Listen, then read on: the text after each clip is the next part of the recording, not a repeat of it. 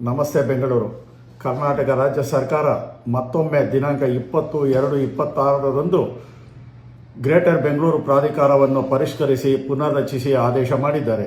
ಈ ಹಿಂದೆ ಕರ್ನಾಟಕ ರಾಜ್ಯ ಸರ್ಕಾರ ಜಿಬಿಎಗೆ 75 ಸದಸ್ಯರನ್ನು ನೇಮಿಸಿ ಆದೇಶ ಮಾಡಲಾಗಿತ್ತು. ಈಗ 75 ಸದಸ್ಯರಿಗಿಂತ ಇನ್ನೂ ಹೆಚ್ಚು ಸದಸ್ಯರನ್ನು ನೇಮಕ ಮಾಡಿ ಆದೇಶ ಮಾಡಿದ್ದಾರೆ. ಒಟ್ಟು 86 ಸದಸ್ಯರನ್ನು ನೇಮಕ ಮಾಡಿದ್ದಾರೆ. ಇವುಗಳಲ್ಲಿ 27 ಸದಸ್ಯರು ಕಾಂಗ್ರೆಸ್ ಪಕ್ಷದವರು, ಮೈಸೂರಿನ ಸಿದ್ದರಾಮಯ್ಯನವರು, ಕನಕಪುರದ ಡಿ.ಕೆ. ಶಿವಕುಮಾರ್ ಒಳಗೊಂಡಿರ್ತಾರೆ.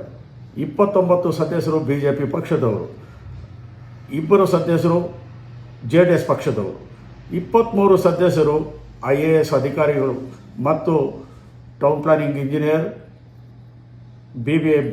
ಪಾಲಿಕೆಯ ಚೀಫ್ ಇಂಜಿನಿಯರ್. ಇನ್ನು ಮುಂದೆ 5 ಪಾಲಿಕೆಗಳಿಗೆ ಚುನಾವಣೆ ಆಗಿ ಆಯ್ಕೆಯಾಗಿ ಬರ್ತಕ್ಕಂಥ 5 ಮೇಯರ್ಗಳನ್ನು ಸದಸ್ಯರನ್ನಾಗಿ ನೇಮಕ ಮಾಡಿದ್ದಾರೆ. ಬೆಂಗಳೂರಿನಲ್ಲಿ ಕಾಂಗ್ರೆಸ್ ಶಾಸಕರು ಎಂಪಿಗಳು ಕಡಿಮೆ ಇರುವುದರಿಂದ 23 ಅಧಿಕಾರಿಗಳನ್ನು ಸದಸ್ಯರನ್ನಾಗಿ ನೇಮಕ ಮಾಡಿದ್ದಾರೆ. ಇದು ಪ್ರಜಾಪ್ರಭುತ್ವ ಆಡಳಿತ.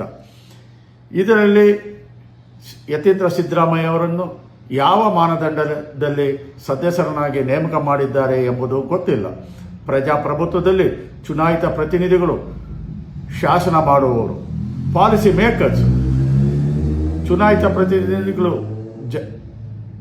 ಆದೇಶ ಮಾಡಿದ್ದನ್ನು ಎಕ್ಸಿಕ್ಯೂಟ್ ಮಾಡತಕ್ಕಂಥದ್ದು, ಇಂಪ್ಲಿಮೆಂಟ್ ಮಾಡತಕ್ಕಂಥದ್ದು ಅಧಿಕಾರಿಗಳ ಕರ್ತವ್ಯ.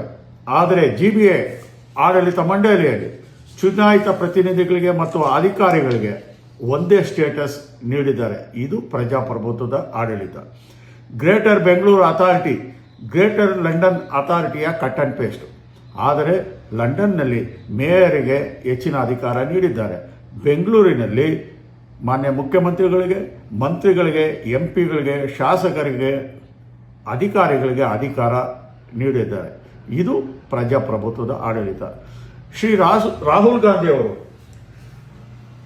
ಪದೇ ಪದೇ ಎಲ್ಲ ಕಡೆ ತೋರಿಸುವ ಸಂವಿಧಾನದ ಪುಸ್ತಕ 74ನೇ ತಿದ್ದುಪಡಿ ವಿರುದ್ಧ ಸ್ಥಳೀಯ ಸಂಸ್ಥೆ ಅಧಿಕಾರವನ್ನು ಮೊಟಕುಗೊಳಿಸಿ ಡಿಸೆಂಟ್ರಲೈಸ್ ಬದಲಿಗೆ ಸೆಂಟ್ರಲೈಸ್ ಮಾಡಿ MLAಗಳಿಗೆ ಅಧಿಕಾರ ನಡೆಸಲು ಅವಕಾಶ ನೀಡಲಾಗಿದೆಯೇ?